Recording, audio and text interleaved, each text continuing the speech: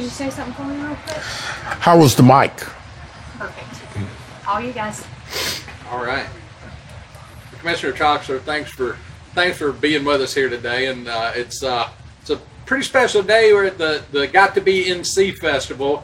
It's amazing. We see thousands of people here and dozens, if not hundreds, of exhibitors, and every bit of it all proud North Carolina product. Tell us about this festival. Today is the day that we're celebrating agriculture and agribusiness in North Carolina, and we choose to do it with a festival. We started this, I guess, some 10 years ago, and it has grown and grown and grown. And it reminds you a little bit of our state fair, but it's not nearly as large. And even though it looks like it's crowded today, and there is a huge crowd here, it's nothing like what we see at the state fair. We have a lot of people that say, you know, I really like this better than the state fair because it's not so crowded and the time of year that it is. And so it's just a wonderful day for us to be able to see people have this much fun. And it's all North Carolina. Well, I think that's what's special is it's celebrating North Carolina agriculture, North Carolina culture, North Carolina food product, North Carolina production. We have all of that, and that blend, I think, is what brings people out. And it's good to educate, especially our younger people, about the antique farm equipment. And it's amazing for people to see how we started and where we are today. I mean, we have tractors now guided by GPS, but these old tractors didn't have power steering. A lot of them didn't, so it took a lot of muscle even to drive the things. But it was much better than being behind that mule or horse. I remember the first air-conditioned tractor I ever saw was in the late '60s in the Panhandle in Texas. We were out visiting folks, and there was a rancher out there, big cotton grower, and he had just got a new big enclosed cab and took us to ride in the air-conditioned tractor. Like, man, we never got over that. But you know, as we look at the way culture has changed, as we look at the way the industry has changed, for so many years, North Carolina was known as a tobacco producing state, or maybe the tobacco producing state. We look around, times change, culture changes. I think there were people at the time said, what are North Carolina farmers going to do if they can't grow tobacco? But farmers are very resilient, and you found ways to cope with no longer growing tobacco. What has sprung up to take the place of tobacco in North Carolina? Well, you know, I'm one of those tobacco farmers that came through the hard times of especially the 80s and 90s. And if you're bound and determined that you're going to stay on that farm and you're going to make a living, you find out a way to do it. As tobacco acreage declined, we found out that sweet potatoes like to grow in the same dirt that tobacco did. So we now are number one in the nation in the production of sweet potatoes. When burley tobacco declined in the mountains, we discovered it was an excellent place to grow Fraser fir Christmas trees. So now we're number two in the nation in Christmas trees. But we also developed a huge animal industry in North Carolina. We rank number two in the production of hogs in the nation now, and we also rank number two in all poultry and turkeys. So we took advantage of what was a disadvantage, and we moved forward, and we're much stronger for that diversification. And believe it or not, tobacco is still the leading cash crop that we have in North Carolina. It's quiet. It's not like it used to be, but tobacco is still very important, about $700 million a year. Great. So, but we've also seen other crops come on, and as demands and taste have diversified, and we see growing demand in the produce market for different commodities and we've seen greens come on, we've seen berries come on. North Carolina has been very successful developing all those programs too. Well, we have, and I think the next big thing for us is going to be growing more specialty crops here in North Carolina. We already grow a lot of blueberries, a lot of strawberries, and we rank in the top 5 in both of those in the country.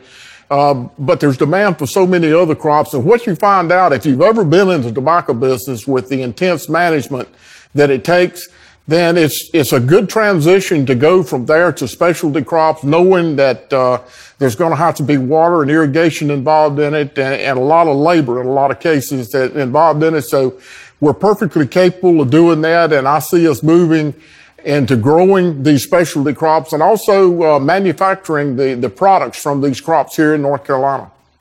So you just brought up maybe the two largest problems that agriculture faces, not only in North Carolina, but literally around the world: agriculture, labor and water.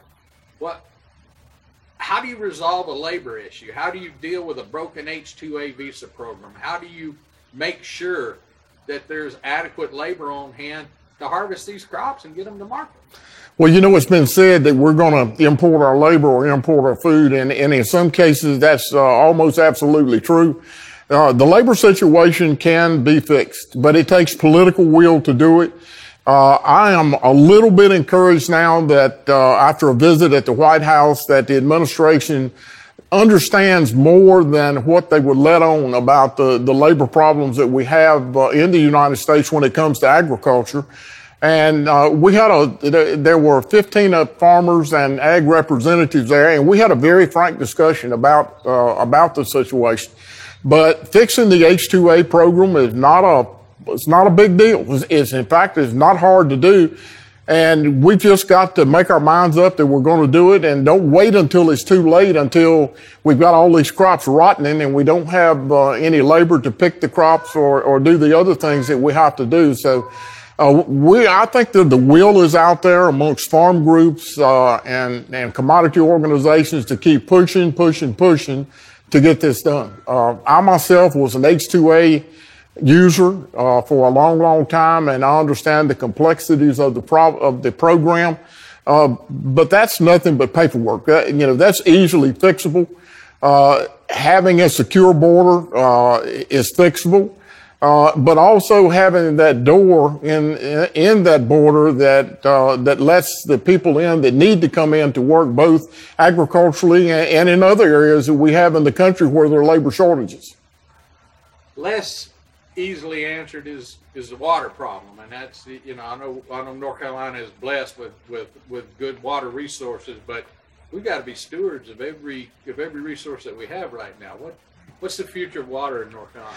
Well, unfortunately, over the past 2 seasons, we've had way too much water falling from the sky, but storage capacity is something that we have begun to address in North Carolina, especially at the farm level, by a program we call AgWrap.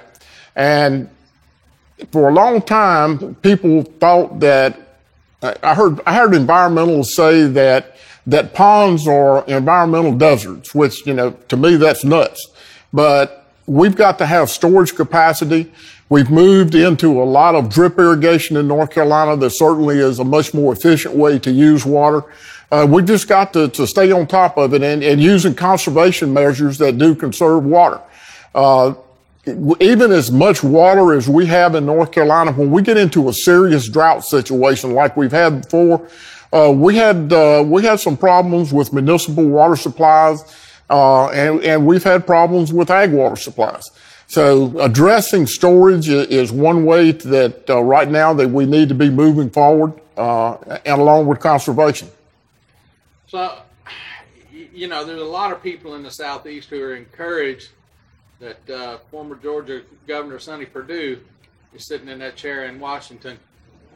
What's your take on Mr. Perdue as our head of USDA?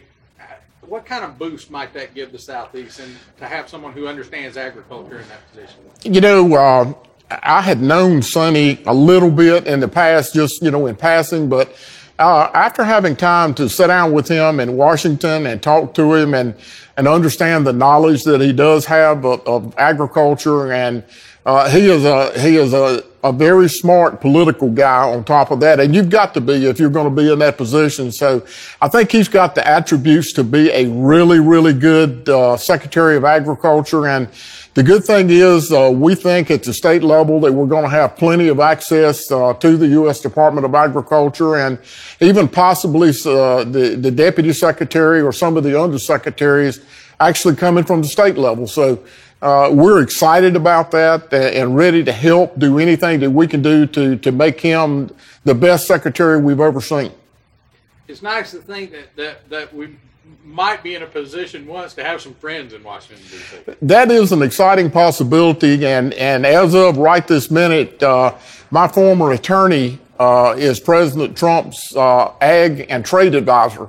So he is a good conduit for me and state departments of agriculture to be able to talk to get ideas to the administration. And so I think in the Southeast right now, you know, we're sitting in the catbird seat, and I think maybe some of my colleagues from the Midwest are not too happy about the situation, but I think that those of us in the Southeast are grinning from ear to ear. They've had their cracks at it. They have. You know, it's always amazed me how few heads of USDA have actually been farmers themselves.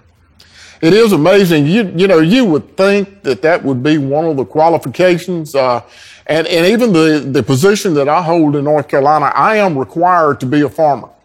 And I cannot imagine how you could go into this position or go into the secretary's position and not been a farmer and experienced the devastation that comes with hurricanes, with tornadoes, with hailstorms, with drought, and understand that, or understand that when the spring comes around, you've got to be optimistic enough to believe that this is going to be the best year ever, no matter what.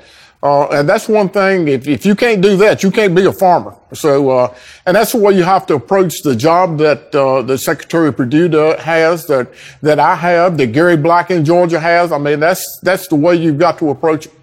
Well, I've compared that to making somebody captain of the ship who's never been on a boat before. It's a difficult thing to do. Maybe it's not impossible if you're in a big enough pond, but if it's a small pond and you got to make short turns, you better been there and done it before. That's right. So we're sitting here coming into the latter third of May, and it's already hot as blazes. It's been a warm spring. North Carolina was very fortunate from a weather standpoint. The freeze that did so much damage and wreaked so much havoc in Georgia and South Carolina. Your stuff was early enough on, you didn't really get bit bad. How is North Carolina set up for this late spring and summer push? You know, I think we're going to be fine. Unfortunately, even though we did have a little freeze damage, we had a flood event here in North Carolina that was half of what Hurricane Matthew was. That occurred, of course, when people were trying to get things done. We actually had corn in the field. Some early debacle in the field, and there was quite a bit of damage, but it's early enough. I think that's repairable. Some of the wash damage from the rivers getting out of the banks and washing fields away is probably not going to be repairable this year. But, you know, overall, I think we're going to be fine. We've had a good strawberry season. Blueberries are coming on, so, you know, we just take it step by step by step. For the most part, we've got a lot of tobacco planted in the fields now. It looks very, very good.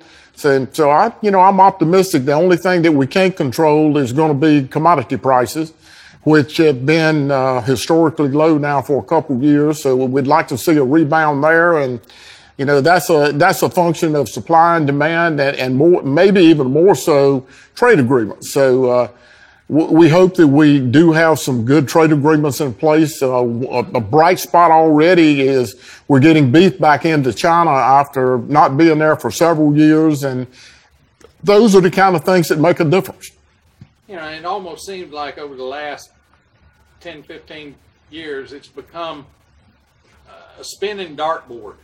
You know, and the only way that a farmer makes money is if there's a problem somewhere else. If somebody else gets froze out, farmers somewhere else and you just hope every couple of 3 years you get the board stops spinning on your space. So it would be nice to think that we could have a more consistent market-driven approach to things. And we hope the future is going to be that way. You know, with the predictions for the number of people that will be in the world, I'm waiting for that time that we don't have 1 bushel too many corn or 1 bushel too many soybeans. And I don't know how the market knows it, but if you got 1 more of anything, the market responds very quickly. But it looks like if you don't have enough of it, it takes a while for it to figure that part out. But, market-driven approaches are always going to be the best way. And as a farmer, I've seen many, many times that commodity prices were high because of somebody else's disaster. Unfortunately, most of the time, if commodity prices were high, the reason they were high is because I didn't have any. So that bites you too. Well, I mean, we look right now, North Carolina blueberry growers should be in a position to have a very solid season because nobody's had fresh blueberries since they stopped coming out of Florida. Yeah. Well, the world has changed so much. It used to be that, 10 miles down the road, if there was something that went wrong, there was an extra market for your commodity. And then it used to be, well, if it was in your state somewhere, then there was an extra market for your commodity. And then it moved into national. But we're talking about international now. And when it gets to, I think the thing that happens, even though there may be a shortage of a commodity, even in the whole United States, there's somebody in the world that's growing it. And if it gets high enough, then it can be shipped. They're refrigerated and shipped. So that it kind of takes the real high and hopefully the real low out of the markets. But if the middle is the market, then there's not much money in it. So now the direction that you started there, we're talking about how important the local market used to be for any farmer. That's where you were going to get rid of your crop. And then, of course, we went on and developed national markets, global markets. We've seen this big return in the last decade to the local market. People are looking for local product. In North Carolina, they're looking for North Carolina grown product. Obviously that drives the Got to Be NC program, but did the program help create the demand or did the demand help propel the program? I'm one that thinks the program has helped create some of that demand. When I was in the produce business, the way that I really got successful was taking the products right off of the farm and going directly to the retail level. There wasn't a lot of money in the wholesale level, and I did it two different ways. I had my own farmer's market that on a roadside stand, and that was good money. But also taking that product directly from my farm into the produce section of the grocery store, that was where there was good money and good volume.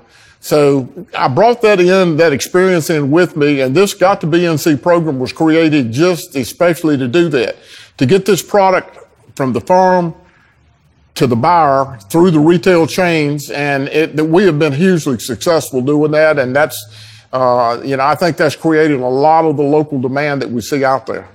It's my understanding that was not necessarily the Got to Be NC program, but the North Carolina State program was the first local program in the country. I think it was, and it's Goodness Grows, and actually we've got several different programs. The reason it's Got to Be NC, you can plug any commodity or anything that we do into it. It's Got to Be NC Christmas trees, Got to Be NC poultry, pork, whatever. So that's the flexibility of the program, but that's also kind of under the umbrella of the Goodness Grows program, and we've got different programs in there that do that. This happens to be the local and the retail program that we do under Goodness Grows.